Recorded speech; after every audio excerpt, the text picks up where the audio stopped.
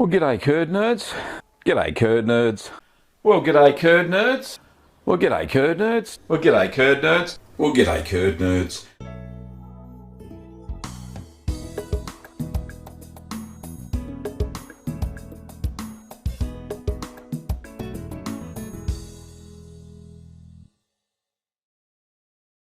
Well, g'day, curd nerds, and welcome to Ask the Cheeseman. This is where you can ask your home cheese making questions. This is episode 169. We're nearly at 200. A few more weeks now, I suppose. But big thanks to everybody who's a YouTube member. There are no new YouTube members this week, but we do have a new patron who supports the show financially, and that's Daniel Golding. Thank you, Daniel, for your financial support of the show.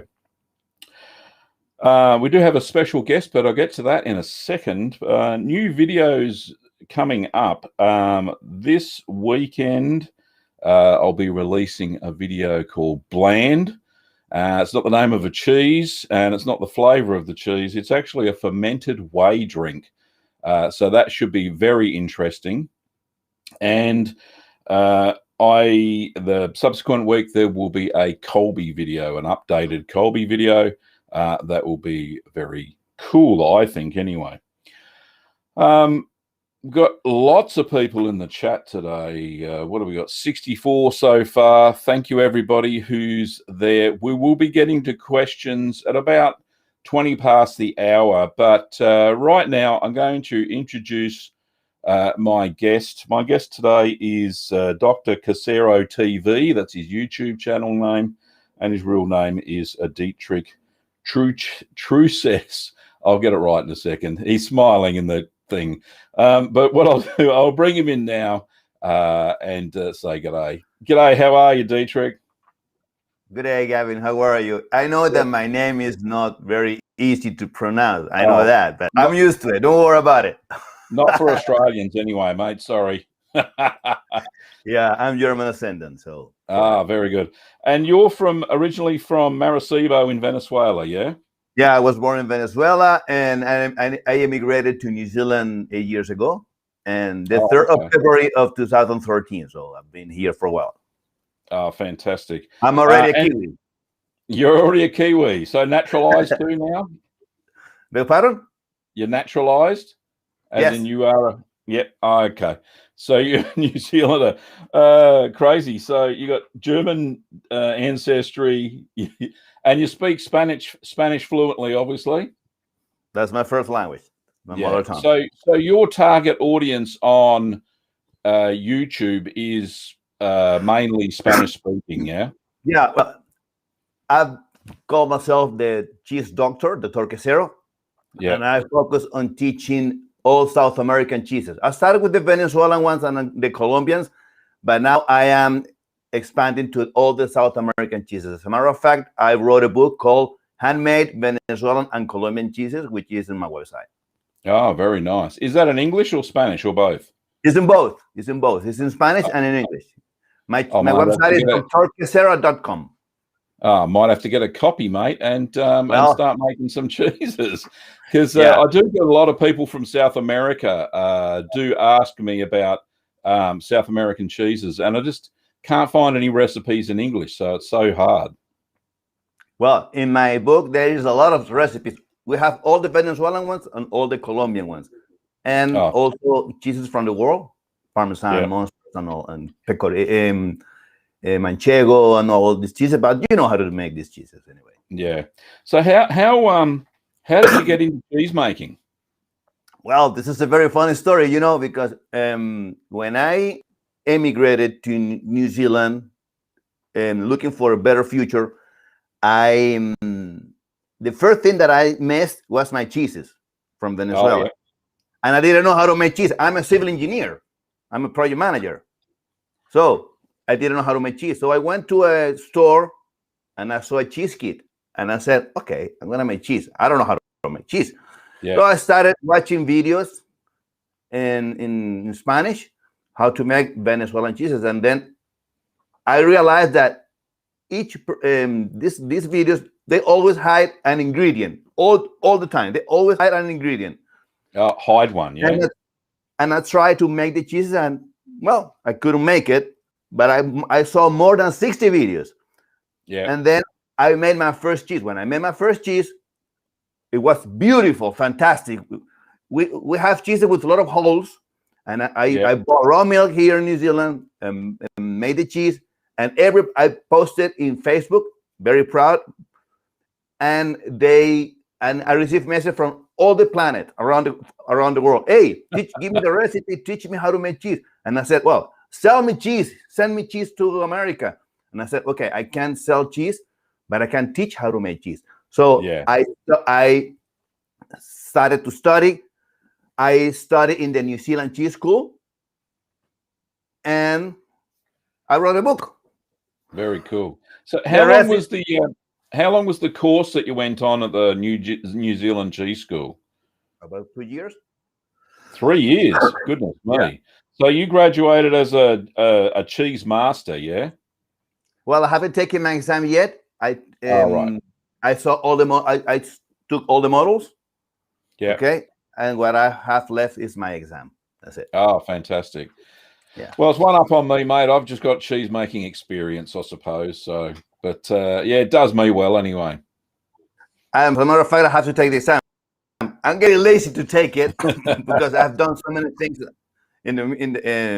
Meanwhile, I have a YouTube channel. I sell on Amazon. I have my job as an engineer. I mean, a lot of my grandson, one on the way. So I'm very busy. Yes. Oh yeah, exactly. Yeah, we do the same thing.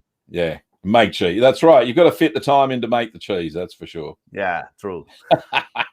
All right, so mate, let's answer some questions from the chat. Let's have a look. I'll go for the first one. I'll put them up on the screen. All right. And we'll try and work on it together. How's that sound? All right, no problem. Let's go. Let's go and do it. All right. So the first one we've got is from Yanis, and Yanis says, when environmental conditions, temperature, humidity are variant, what's a good way to know when the curds are dry enough to be moved into brine when making, say, feta? Well, when you make feta, you have to control the acidity. Okay. Yeah. Feta is a cheese where the isoelectric point of the calcium is all eliminated. I always make cheese measuring pH. The right point to get the texture of the feta is when it loses all the calcium. This happens at pH 4.6. This is the isoelectric point of the curd when there is no calcium. And in this time, the cheese becomes crumbly and very acid. So that's the main point. So of course you have to measure pH. Yeah. Make sure that when this person measure pH, calibrate the pH meter first, because it's very important to have an accurate measurement. Otherwise, it will be measuring pH with the eyes closed. Yeah. So then after the pH reaches about 4.6, you move it to the brine. Yeah. Yep. I mean, you have to put it in the brine. Yeah. Correct. Okay. Fantastic. Thank you very much. No worries. All righty. So more technical than my answers anyway, mate. Everybody will go and watch your channel now. Well, I always translate my videos. I'm translating in English, Chinese, and now in Hindi. Oh, goodness me. All righty. So next question is from Martin. Says, I was wondering, can whey be stored for garden use, or does it need to be used quickly? I'll get into this because I use mine in my garden. Martin, thanks for your question. You can freeze it with whey, no big deal, because you're using it in the garden and you're not eating it. You can store it. You can even store it in the fridge for up to 3 days before it goes too acidic for plants, because it will continue to build acidity due to the lactic bacteria eating the lactose in the whey. So I wouldn't leave it any longer than 3 days because it starts to smell off and it gets too acidic for some plant. That's what I would do with it. All righty. I'm gonna tell you what I would do with the whey, Gavin. Yeah. There's also another uses that you can do with whey. You can make ricotta. If you boil it to 85 degrees, you can make ricotta. Okay? Of course. Another way to reuse the whey, freeze it, and use it as a lactic culture, but the cons against use a freezing whey is that in the whey you're gonna have 85% of the rennet. So if you use this block of ice into your milk for your next cheese, maybe when it reaches the temperature, the curd or the milk will curdle and coagulate. So you have to be very careful.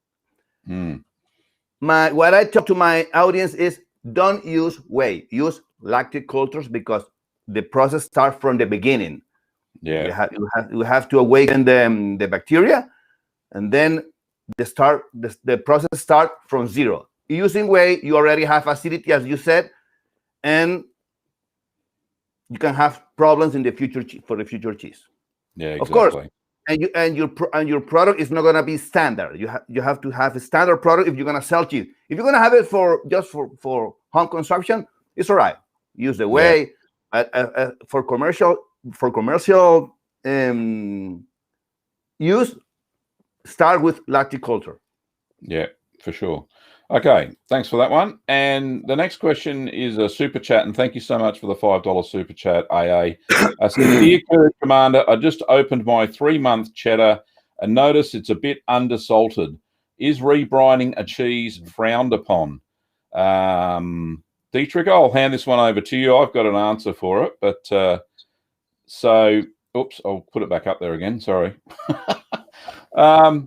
So it's a bit undersold. It must be a bit bitter, AA.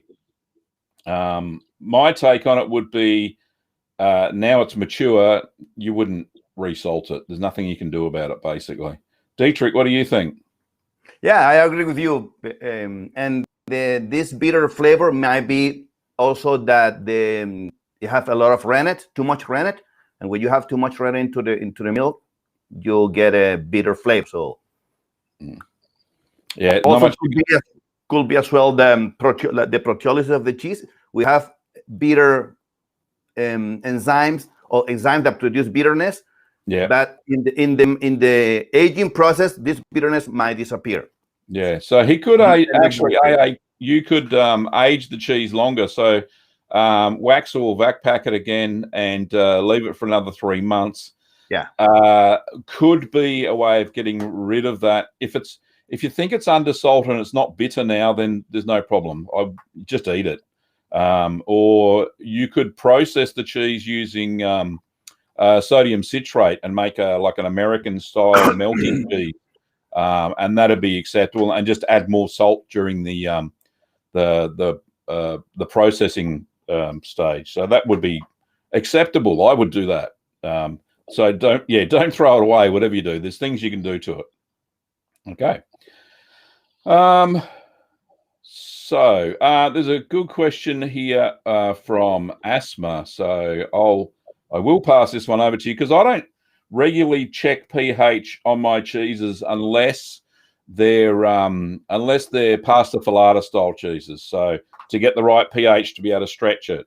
But can you just give a little bit of an explanation on checking pH with during the cheese making process, please, Dietrich? Yes, when we make cheese, the pH, I always check pH after after cutting the curd. To make mozzarella, the pH should be in an open window of pH 5.1 and 5.3. This is the window. It's a very small window, but depending on the level of calcium that the milk has, because the acidity neutralizes the calcium phosphate. Okay, so if we have low calcium into the milk, even though if we reach this window, sometimes the cheese don't stretch. because the acidity dehydrate the protein. Okay, dehydrate the protein. Yep. And what we need to do is leave the cheese for a while, cool it. Okay, not freeze it, cool it, so the proteolysis can act in time, and sooner or later he will stretch. Don't worry. Okay, you have to give him time. How to measure pH? You have to stick the first calibrate the pH so you have a reliable measurement. Okay, calibrate it. Each pH have liquids to calibrate. Stick it into the curd. Don't measure the pH on the way, because the measurement on the way is a little bit lower than the curd. So you have to measure on the curd. Measure on the curd, and then we have to have a register, time by hour by hour. Okay, and then we can make a table, and in the meantime you can have you can predict how it's gonna be the pH of your batch or your future batch as well. Okay, so you have to. So it's very important to match pH, and the right pH protect the bacteria from pathogens. So we have to get the right pH to protect the cheese. How do we measure it? Stick it into the curd. Very easy. Fantastic. So just on that, so a good pH meter. I've seen a lot of pH meters of those really poorly made aquarium ones. They don't work, do they? They do work to start. Okay. When I started, I used these aquarium ones, the yellow. It's very important that the pH have a calibration button. Yeah. Okay. This is very important. And by that time, when we are measuring pH, the curd is really smooth. It's very soft. So you can stick the pH and nothing's gonna happen. Yeah. But if you're gonna get a little bit more serious, you have to buy a new one, a better one. I use the Hana pH. It costs $180, but there are pH that cost $400. Yeah. So, but if you want to use one, use the Hana. The brand Hana. So the Hana ones are specifically made for the dairy industry, aren't they? They've got a probe. This is the one that I have. I think a glass tip, I think, as well. And you got to calibrate it before each use. Correct. And it's not very expensive. It costs $180. It's not very expensive. There's more expensive ones, but yeah, I've seen them for sale here at about nearly $200 Australian. So it'd be worth to get it if you get it. But the only problem is, Dietrich, is that I've seen is that all the home cheese making books, none of them have anything about pH in any of the steps within the thing. And there is a book called The Physics, the Chemistry, and the Microbiology of Cheese. This is a very good cheese, and they tell you always the pH. Yeah. So all the recipes have got the pH for them. Yeah, most of them. And of course, the book costs $400. Yeah. And there are two books. Two books. I do so have that'd be so that if you're getting really serious about your cheese making. Well, if you want to do things right, you can have this book. Yeah, for sure. All right, I've got another question. This one's from Martin. All right, so it says, is it always good to add Geotrichum candidum if the recipe calls for Penicillium candidum? If I understood correctly, Geo helps the Penicillium candidum to develop. Is there a downside to using both? My take on it is not really. There's no downside to using both. I think that the Geo prepares the surface of the cheese. It raises the acidity back to more towards neutral of the surface of the cheese, which Penicillium candidum really likes. So, and then it helps aid growth of that mold. What's your take on it, Dietrich? I agree with you. Only use one type of mold because, well, I mean, bacteria. I mean, there's no point to use two. Yeah. You can spend more money, so there's no point to use two. All right, cool. Thanks very much. This one's from Amiga Studio and says, can I use cheese as a mother starter? So I think he means, can I use cheese that I've already bought and use that for the lactic bacteria? Over to you, Dietrich. Well, I wouldn't use cheese as a mother starter, because remember, when you have cheese, what is his name? Omega Studio. When you use Omega, the cheese have salt on it, and the bacteria is there is no lactose. There is nothing. The salt kills the bacteria. What is being left, all the enzymes that do the proteolysis. I wouldn't use cheese. I use the lactic culture bacteria. Yeah. On the other hand, if you want to cultivate molds, which is a different story than the lactic bacteria. That is correct. It's different. This is a different story. So you can cultivate not only the Penicillium candidum, but the Penicillium roqueforti is the easiest to cultivate by scraping some of the blue vein out of a blue vein cheese, put it on some rye bread, and it will grow and multiply, and you'll be able to cultivate the Penicillium roqueforti certainly off of rye bread. No problems at all. And the cons about using cheese as well is that you might have a pathogen bacteria into the cheese, and you don't know. And if you use this type of cheese, you might contaminate your future cheese. So you have to be very careful. Yeah, definitely. Well done. Okay, so this one's from Patricia, who's a regular viewer.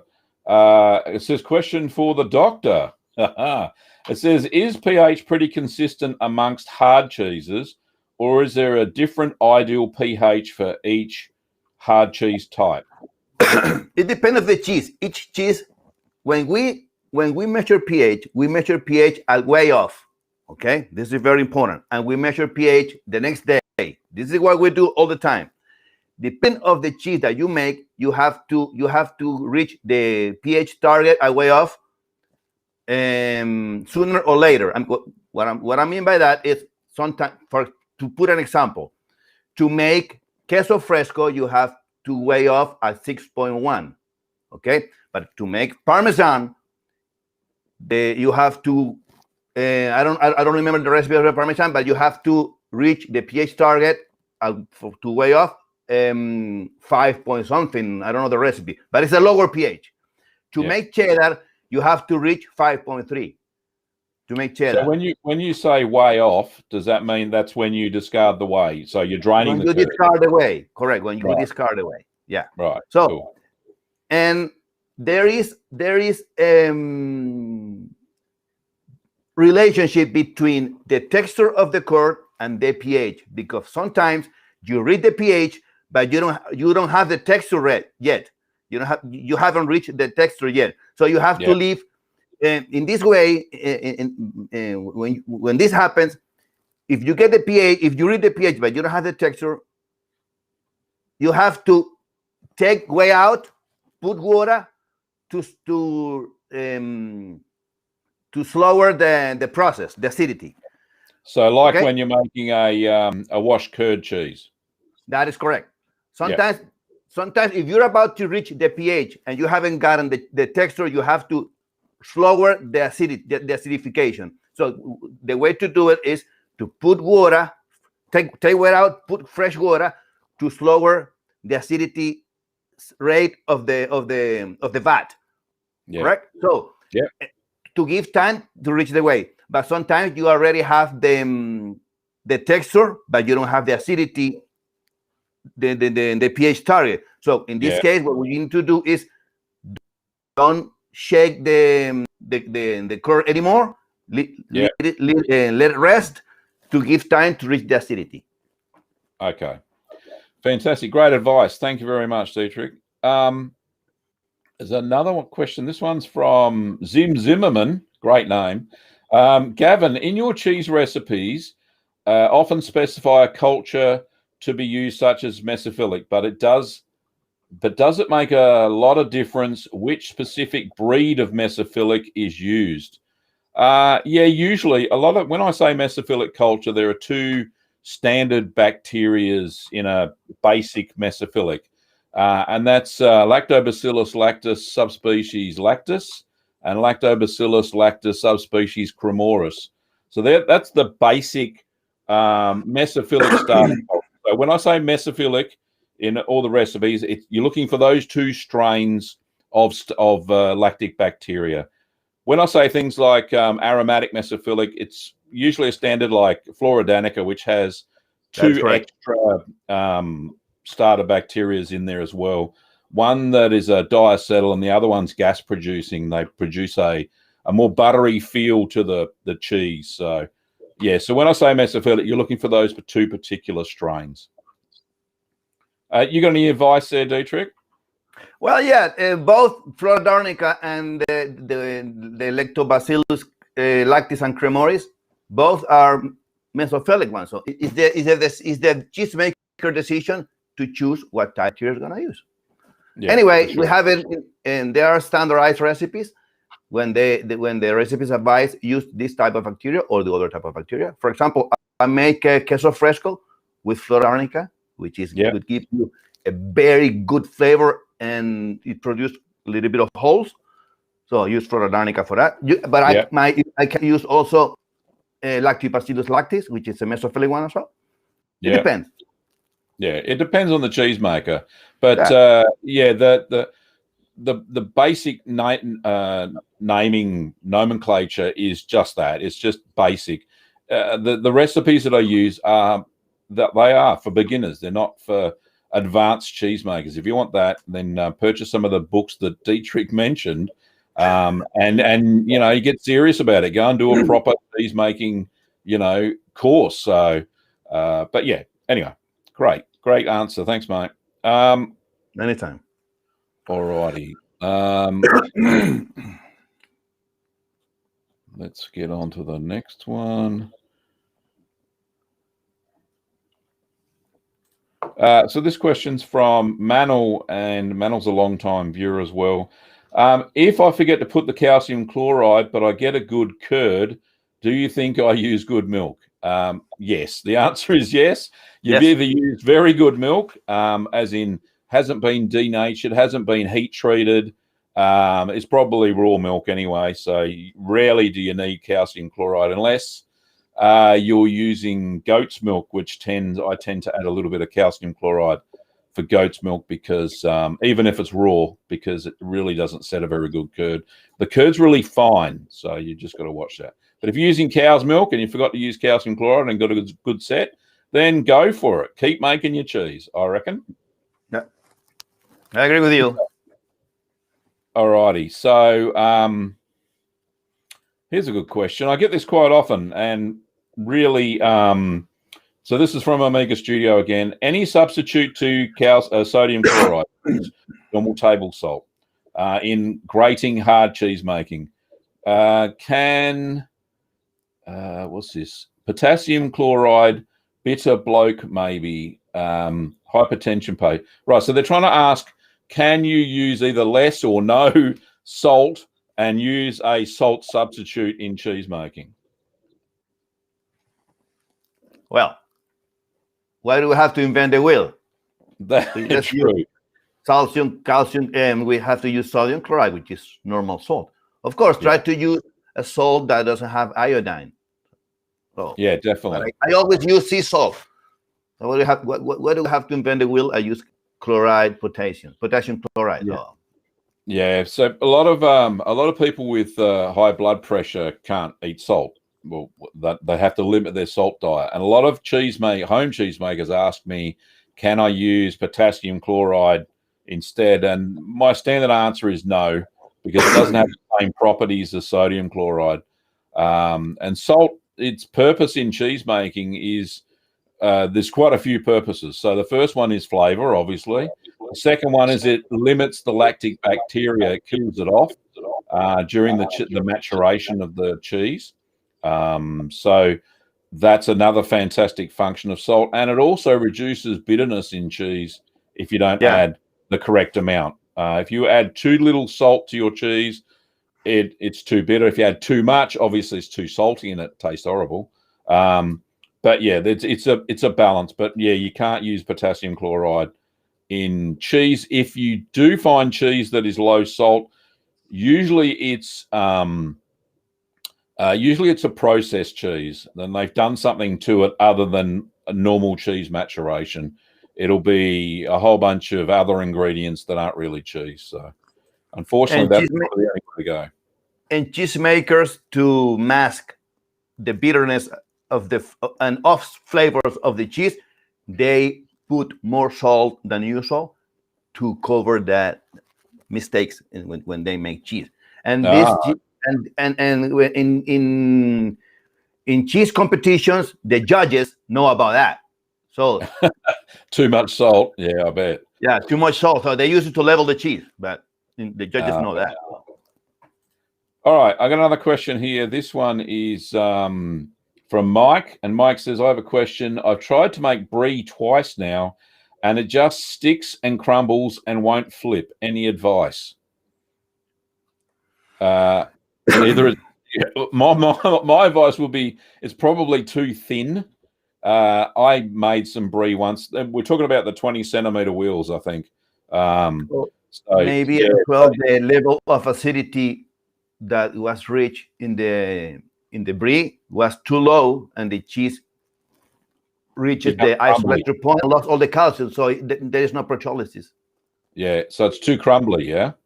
Yeah, that's what I understand. Yeah, so it should have a fairly high pH, and and then it won't. However, the mold rise in the pH. It used to rise in the pH, but maybe the amount of mold wasn't enough. I mean, we have to see the cheese. Yeah, exactly. Yeah. Maybe the temperature, the ripened temperature, is not the correct one, and the humidity level. Yeah, exactly. All right, so I'm looking for the next question. Let's have a look. There we go. So this one is from Rachel. Thanks for your question. Rachel says, please may I ask how making camembert is different to brie? The recipes seem identical. Clearly they are different cheeses in the end, but what makes the difference? Okay, so my take on this, Rachel, is that they're made in two different regions of France. So to the French, that's a big deal. And camembert itself is always made with raw milk. Traditional camembert that they can call camembert de Normandy. It's also small. It's a lot smaller. So it's about 10 centimeters across and about 2 to 3 centimeters thick. That's the size of the cheese. With brie is made just outside of Paris, which is a long way from Normandy. But it is traditionally made in large circles that are about 2 to 3 centimeters thick, at least 20 centimeters, sometimes even larger. The wheels are across. So definitely a size difference as well. Are there any other differences you can think of, Dietrich? No, this is the main one that I can see. And of course, both cheeses have denomination of origin, DOP. Yes. So this is the main difference. But to make the cheese, the process to make cheese is mostly the same. Yeah, exactly. Same cultures, same molds. Yeah. And the curd size is usually the same as well. So, but anyway, all right. So that's the difference. Thank you, Rachel, for your question. Okay. Next question is, let's have a look. Well, lots of people answering each other's questions, which is cool. Here is another question. This one's from Stephen. Says, hello, Gavin. Have you ever used cheese cream on any of your cheeses? Don't come across mention of it in your past videos. Now, cheese cream. I think he's talking about, and I've heard of it before, that there's a PVA coating that has an anti-mold property that you can use instead of cheese wax or use under the cheese wax. I think that's what he's talking about. Now, personally, Stephen, I haven't ever used it. I haven't had a need for it. I tend more to vacuum pack the cheeses, being a home cheese maker. It's a lot easier. The ones that I can. If I need to wax anything, I'll wax the cheeses that have eye development, just to let them expand a little bit, which they can't really do in vacuum packing. But as far as using the PVA coating, a lot of industry cheesemakers do that. They do use the PVA coating. I can't remember the name of it personally, but yeah, it looks like cream, and you coat it over. It kind of dries opaque, and it protects the cheese from getting mold on it. But yeah, it's out there. I don't sell it personally in our shop. But what are your thoughts, Dietrich? I don't use cheese cream. I always wax the cheese or vacuum pack it to preserve it and keep the moisture. So that's what I do. Yeah, it keeps the moisture in and keeps the mold out. So yeah. But you can use it if you want. It's up to you. If you're in a particularly humid area and you're trying to make harder cheeses, then it probably would be a good thing because it has that mold inhibitor in it. But normally, I certainly don't see any use for it personally. All righty. Here's a good question.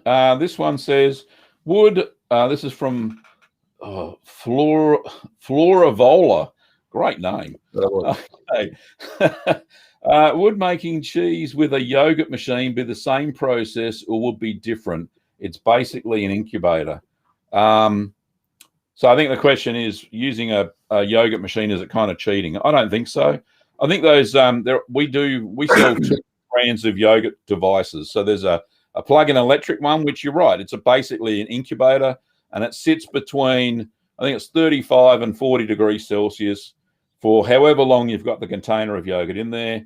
Some people leave the yogurt in a warm oven. They just turn the oven off, heat the oven up, turn it off, and leave it in the oven overnight with the oven off, of course, and that will be enough temperature to the yogurt.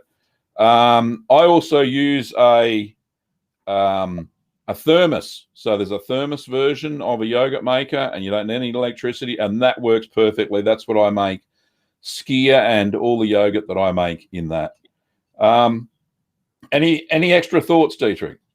Well, I would use this incubator or this yogurt machine to make basic cheeses, as for example, queso fresco. But if you're going to make cheddar or you're going to make Parmesan or manchego, you need to cook the curds and reach higher temperatures. This incubator is not going to be useful. So you have to. It's very limited. So you can start with that if you want to make basic cheeses like queso fresco. Maybe you can make mozzarella. Yeah, but not other type of cheeses because you can make there's an Icelandic cheese that I've made a video on, and Kim, if you're listening, my producer who's there somewhere, if you can find the recipe link for skyr, can you please pop that up on the chat on YouTube, please, love? Okay.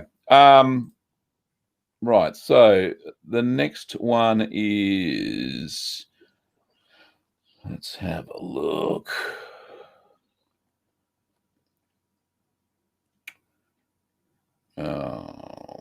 There's lots of, here we are.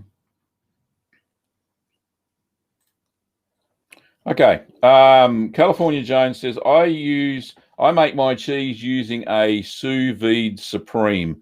I don't think it's really a question, but I've actually got a sous vide as well, but I haven't used it because I find the method I use is, I put a little pot down the bottom and it's got some water in it, creates steam, and it's a pot. And I've been doing that for years and years. I really don't have a problem with it. Some people are a little bit scared because I've got 14 kilos of milk sitting on top of this smaller pot that's heating up the other one. But sous vides are great if you can set them, but they take a long time to heat up. So heat your milk first to the target temperature and then put it in the water with the sous vide that's already warm. So there's a hint for you if you're going to use a sous vide as well. What do you use to heat your milk, Dietrich? I use an electric vat, with. All right, so a big one. Yeah, big one. No, not so big, 30 liters. Oh, okay. It's all right. Oh, that'll work. I use the milky one. Oh, right. Okay. This is a very good one. Okay, let's have a look. Somebody's asking questions around, I think this is, so yogurt. Yeah, so they're talking in the chat about the different type of bacteria for making yogurt. Well, I've only ever used, yogurt cultures themselves are a little bit strange because not only do they have a thermophilic, usually Streptococcus thermophilus, which is the standard thermophilic. It also has some other ones like Lactobacillus lactis bulgaris, I think, which is a starter culture that it's a quick acidifier, so which curdles the yogurt. So, but yeah, you can't use mesophilic starter culture to make yogurt, because to make the process properly, you have to heat the milk over the temperature that mesophilic can handle, which is about 38 degrees Celsius. So you're actually heating the yogurt between 40 and 45 Celsius. So it'll actually kill off mesophilic if you try and use that to make yogurt. Any advice, Dietrich? Yeah, no, I agree with you. You can Flora Vola, you can make yogurt with thermophilic culture or mesophilic culture. Of course, you have to be careful with the temperature you're going to heat the milk. Oh, yeah. Basically that. So you could so also to make yogurt, you can also use live yogurt that's already been so add in a couple of tablespoons of live yogurt into the milk before you. That's another way, and that works no problems at all as well. Yeah. All right. The disadvantage of using yogurt, well, if you start the process to make yogurt and you use yogurt as well, you have acidity in the yogurt. So it's better to use. What I always do is I use a little bit of whey to make my not too much, or I use starter cultures. Any starter culture, mesophilic or thermophilic one, to make yogurt. You just got to watch the temperature. Yeah, that's the only thing. You have to watch the temperature. Okay, so the next question, we've got 20 minutes to go. So this is from D. Mercaderp. Righto. Gavin, great videos. One thing to ask, why in so many videos do you not show the finished product? For example, recently saw a wax cheese video and you ended the video and didn't crack it open. Well, pretty simple explanation there, because cheese takes a long time to mature. So either you can have one video every 6 months, or you can have multiple videos with the making process and then a taste test later. I'm sure most YouTubers people watching would choose the separate videos than waiting for one video every 6 months. So that's why I do that. Yeah. That is correct. Yeah. Okay. Let me just have a look. Here's one from David, a simple question, but a good one. Is Himalayan salt, can you use Himalayan salt instead of sea salt in your cheese? What do you think, Dietrich? Yes, I can. As a matter of fact, I make queso de mano, which is the cheese when I won the silver medal in the New Zealand Cheese Award, and I use it with Himalayan salt. It's all right. I mean, the thing is that the Himalayan salt is pink. Yes. But it will give you personal touch if you put Himalayan salt into a cheese. So it's all right. Yeah. So Himalayan salt's a natural product anyway. There's no iodine in it per se, so it won't kill off any lactic bacteria. So it's no big deal. But you're right; it will taint the curd a little bit pink, the final cheese, doesn't it? Yeah. Well, fantastic. Well, all right. So yeah, it's personal choice of the cheesemaker. Yeah, true. Okay. Let me have a look.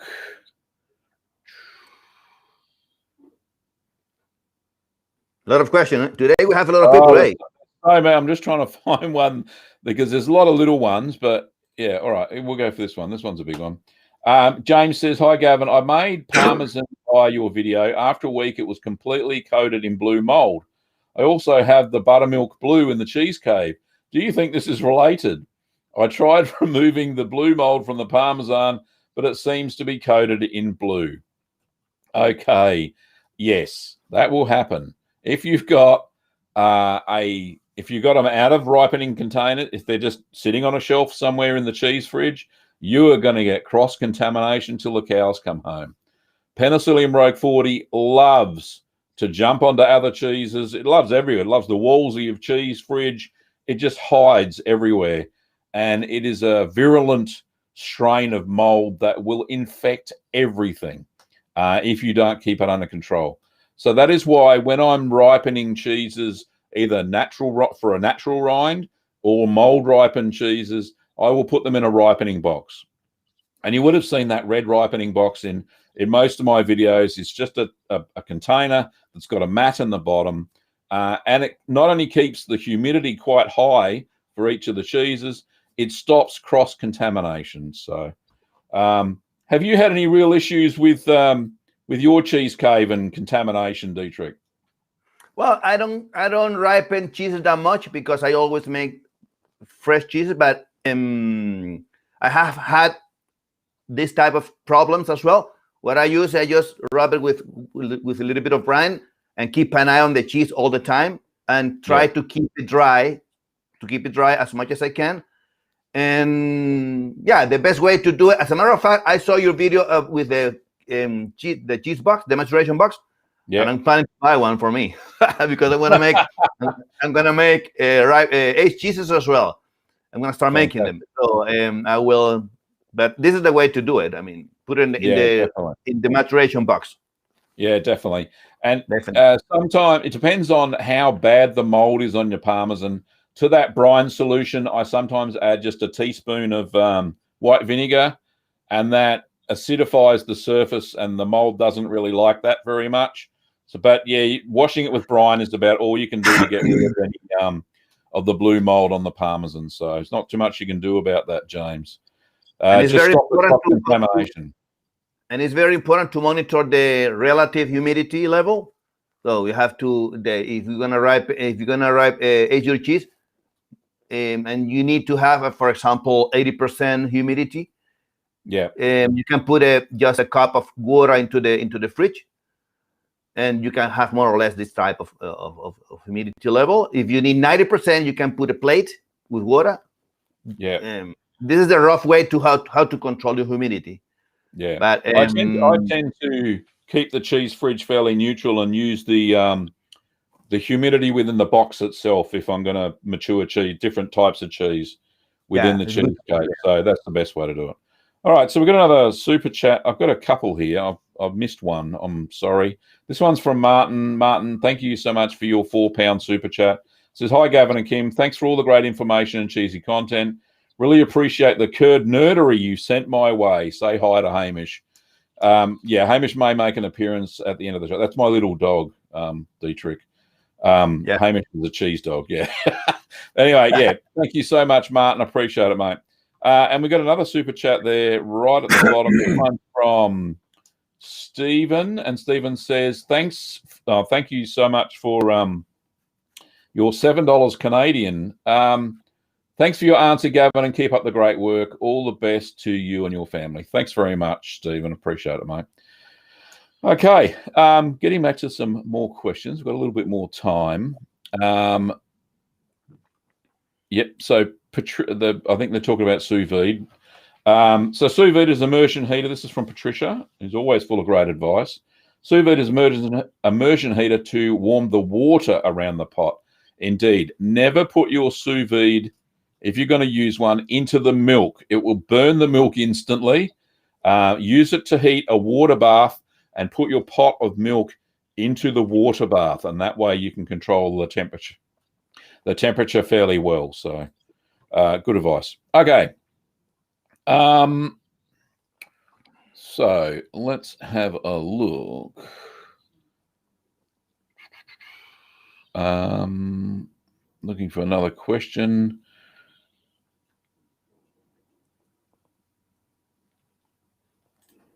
Here's a question from Poopy Luke. Might not see this, but how long did it take you to really get the routine down from just starting out? I think you mean the cheese making routine. It's fairly easy. Once you start following a few recipes, you get the hang of cheese making. I actually went and did two short courses on cheese making, just day courses, where you get to make a cheese of your choice. So I made, the first one was a feta, and their instructors were pretty good. And I made a Stilton blue cheese, which wasn't really Stilton now that I know what a Stilton really is. But it was a blue cheese, and that worked quite well as well. But yeah, I did some short courses. And then after that, once you've made cheese about 10 times, you get into a routine. It's no big deal. You know that you have to spend a lot of time up front sanitizing your equipment. Make sure you sanitize. Absolutely must. Or you will get infected by molds. There will be pathogens in your milk. All sorts of bad things will happen, and you'll get unpredictable results. So very first part of cheese making is the sanitization. You definitely have to do that. How long do you spend, Dietrich, sanitizing your stuff before you make your cheese? I always sanitize when I'm making cheese during the process. What I always do is I always have like a container with water and chlorine solution at 200 parts per million. Yep. The way to prepare that is just bleach, for example, bleach, which is more or less 42 grams per liter, and put two tablespoons per liter. It'll give you 200 parts per million of chlorine solution. This chlorine solution, before I handle anything, I stick the hands into the solution, and then I grab the cheese. For example, if I receive a call and I grab my cell phone, I don't grab my cheese directly. I first stick introduce my hands into the chlorine solution, and then I grab whatever I want to grab. The good things about this concentration of chlorine is that it degrades instantly when we touch the cheese or the milk. Yeah. And this is the concentration recommended by the sanitary authorities here in New Zealand. Yeah. So there's another product called Idafor, which is very similar. I don't know the concentration, but the dairy industry uses Idafor as well, which is a iodine sort of solution, and it has the same properties where it kills bacteria, yeasts, and all that sort of stuff. But the Idafor mainly sells Idafor. The thing is that this Idafor, you have to rinse the product. You have to rinse the Idafor before you keep entering in contact with the cheese. The good things about the chlorine solution is that you don't have to rinse anything. You just all good. All right, fantastic. Thanks, mate. All right, let's find another one. Here's a good question. This one's from Scott. It says, my Jarlsberg is in the second stage of aging at 65 Fahrenheit, which I think is about 18 Celsius. The wax splits open. I re-wax it, and it splits again a day later. Is it okay to age it or re-wax it? You'll find that the Jarlsberg's very dry underneath the wax anyway. So if it did split and you missed it for a day or so, no big deal. You're not going to get a mold infection because it's not moist. The rind you'll find is elastic, but it's not moist underneath the wax. In fact, in the recipe I use for Leerdama, which is very similar to Jarlsberg, I actually didn't wax it at all. I let it sit on a mat in my office, and which is not that sanitary, but it worked. It didn't grow any mold on it. It just expanded top and bottom as those eye-forming cheeses do. And then after I finished, I waxed it after the aging process, second aging process. But yeah, look, you take a few days, then re-wax it, and that's no big deal. What do you think, Dietrich? I agree with you. If the rip-off of the wax is not done for many days, we can wax it up again, and it's all right, no problem, no big deal. And the good thing of the wax is that you can reuse it. So of course, you have to heat it very well so it doesn't have cross-contamination for your next cheese. For the cheese that you're going to re-wax. But anyway, when the wax melts down, it will kill all the bacteria. So there is no problem. You can reuse it. Yeah, I tend to use a if it's got cheese bits on it, I tend to soak the wax in warm water and then brush off the cheese bits that are stuck to it sometimes with a soft brush. And then once that's fairly clean, just pat it down with paper, put it in your wax bowl, and then use it again the next time. Like Dietrich said, I heat the wax to at least 75 degrees Celsius to kill any pathogens that may be on the wax, and you won't get any cross contamination of molds or bacteria or anything like that. Okay. Only a couple more questions to go. Let's have a look. Gavin, one thing that for the last question that we didn't mention is that when you make cheese, you have to calibrate first your milk. So the way when we start making cheese, we have to find the proper milk, and the best way to find the milk is go to the supermarket and look for pasteurized milk, non-homogenized. The way to know how a milk is non-homogenized is when there is a layer of cream on the top. This is when you can see that the milk is non-homogenized. Yeah. If you use milk, homogenized milk, all right, you might use it, but you can make pasta filata cheese. So this is one way to know how to find the correct milk. Yeah, I use exclusively. I use unhomogenized milk now because I find that if you use pasteurized and homogenized milk, it's hit and miss because the fat globules are so small. It really does make a very poor curd set. So you really need to have either a cream line or it'll say unhomogenized or non-homogenized on the label.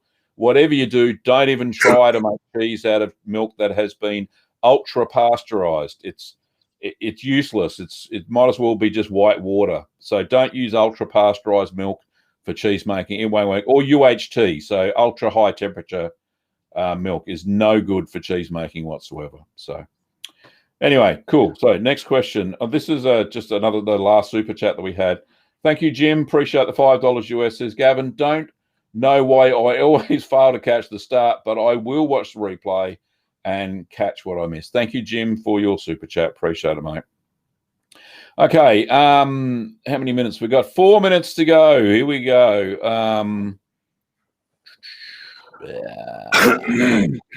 All right, here we go. Here's a simple one for you, Dietrich. What's the best beginner cheese? This is from C. Lee. Well, the best beginner cheese is to make queso fresco. It's very easy to make. You just heat the milk, put the bacteria curdle, and that's it. Another easy cheese is to make feta. If you want to make Gili, South American cheese, you can make costeño cheese, which is a Colombian cheese. Very, very, it resembles a lot like feta cheese. And the thing is that it is more salty, about 5% salt. But basically this one, queso fresco, you can mozzarella is a very easy cheese to make using the short method, not the long method because it's very hard with citric acid. This is a very good. Yeah. All right. Cool. And Kim's put the link for the cheese list for beginners with No Cheese Cave in the YouTube chat. So thank you very much, Kim, for that. Okay. Let's have a look. Do I have any more questions? Kim is actually giving us the wind up. So I think we'll finish the show there.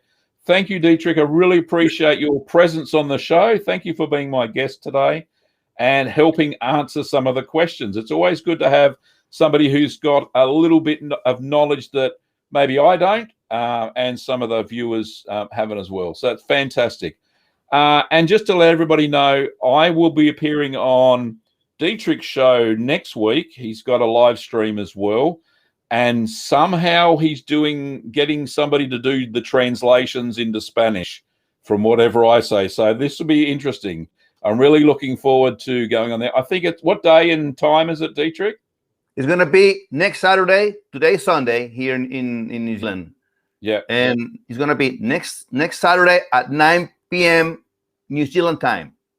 Okay. So that'll be 7 p.m. Australian Eastern time. Yeah. But if you want, we can put a little bit later. No, I think that time will be fine, mate. That's fine. All right. Let's do it at your 7 o'clock, my 9 o'clock. Exactly. All right. And I invite everyone around the planet to watch my show and to subscribe to my channel if you want to learn how to make South American cheeses. Cool.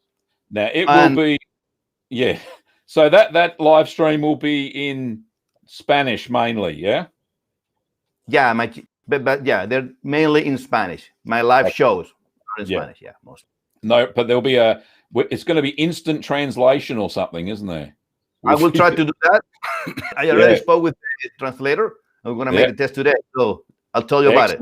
All right, no problems. I'll see you on that show. Thanks very much for coming on the show. See you later, Dietrich. Thank you for inviting me. All right, bye-bye. All righty, so we've got, Kim's just put all the links in. Hang on, I'll just get our special guest. Oh, here he is. Oh, you brushed him. Oh, here he is. There's Hamish, the cheese dog. Say hello, Hamish. He's got bigger, hasn't he? There he is. Beautiful boy. Look at everybody in the cat. There he is. There. Just there. Hamish, say hello. All right, that'll do. All righty. Thanks, everybody. And once again, thanks very much to our special guest this week, Dietrich, the Doctor Quesero, which is the cheese doctor. It's been fantastic having him on the show. If you liked the format of this show and you want to see more cheese people come on, or cheese makers, even home cheese makers, leave a comment down below. That would be fantastic. And yeah, once again, it wouldn't be a show without your questions. So thank you, everybody who asked questions in the chat. If I didn't get you, I'm sorry. The format of the show, we can only usually pick out a few questions. But anyway, thanks, everybody, for watching. And we will see you next week. If you want to catch the show with me and Dietrich, go pop over to his channel, Doctor Quesero TV. And I will put a link in the community page of the channel and announce the link to the show once that gets scheduled. All right, thanks, Curd Nerds, and we'll see you next time.